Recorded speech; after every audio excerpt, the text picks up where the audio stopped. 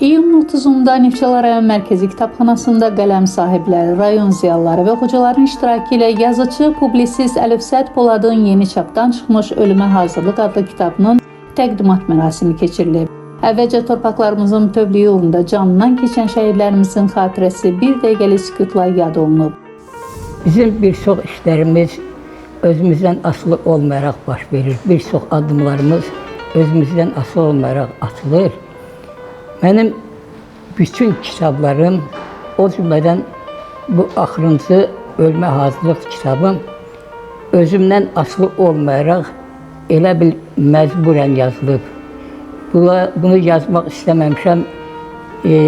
Gecə-gündüz o fikir beynimdə işləyib, məni narahat edib, axırı məcbur olub qələmə almışam, bir yerə yığmışam, cəmləmişəm.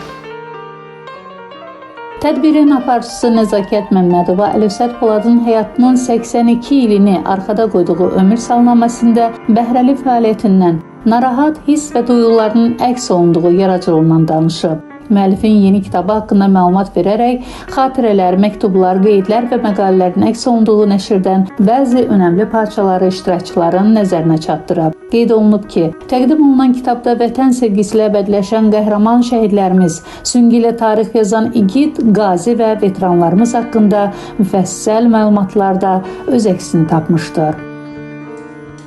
İnsan yaranandan ölənə qədər ölümə doğru yol gedir.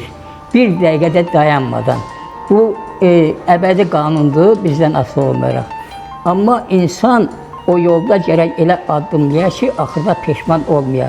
İndi mən ömrüm boyu imkanım daxilində çalışmışam günah əməllərdən, pis əməllərdən uzaq olum. İnsanlara kömək olum. İndi buna nə dərəcə nail olmuşam, nə dərəcə olmamışam, ətrafdakı adamlar dəqiq bilər. Amma mən hər halda buna çalışmışam. Və bütün adamlara arzu edirəm ki, bu həyatı dürüst yaşasınlar və məqamında ölmə hazır olsunlar. İnsan ölüm arzulamamalıdır, amma hər bir adam hər an ölmə hazır olmalıdır. Çünki bu labid olan şeydir. Çətin yaşamaqdır, ölmək yox.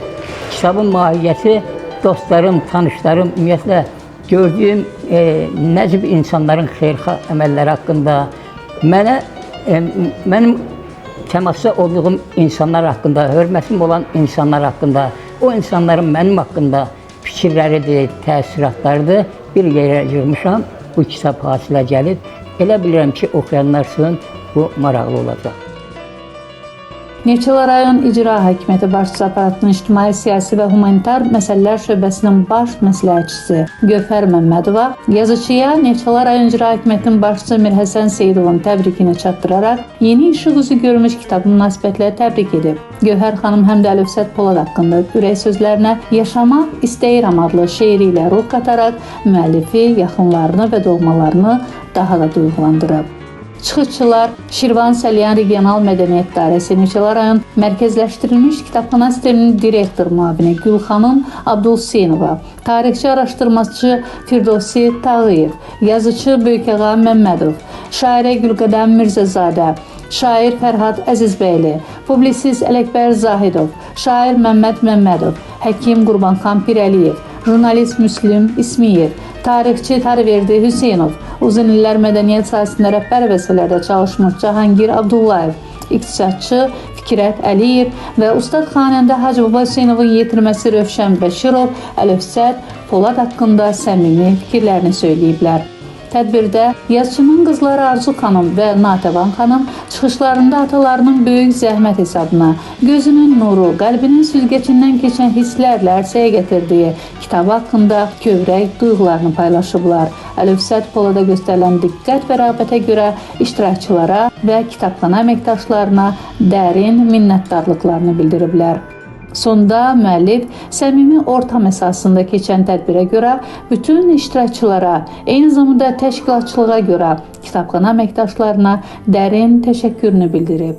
Hər bir tədbiri hazırlayıb keçirən kitabxana sistemi kimi kollektiv daha çox bilir ki, hər bir kiçikliyindən, böyüklüyündən asılı olmayaraq bütün tədbirin hazırlığı və keçirilməsi xeyli çətinliklərlə, hazırlıqla bağlıdır.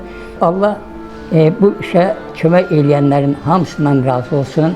Kitabxana sisteminə mənim çox dərin təşəkkürüm var. Bura gələn, məni sahib kitabın təqdimatına gələn dostlara, tanışlara, ədəbiyyat həvəskarlarına böyük təşəkkürüm var.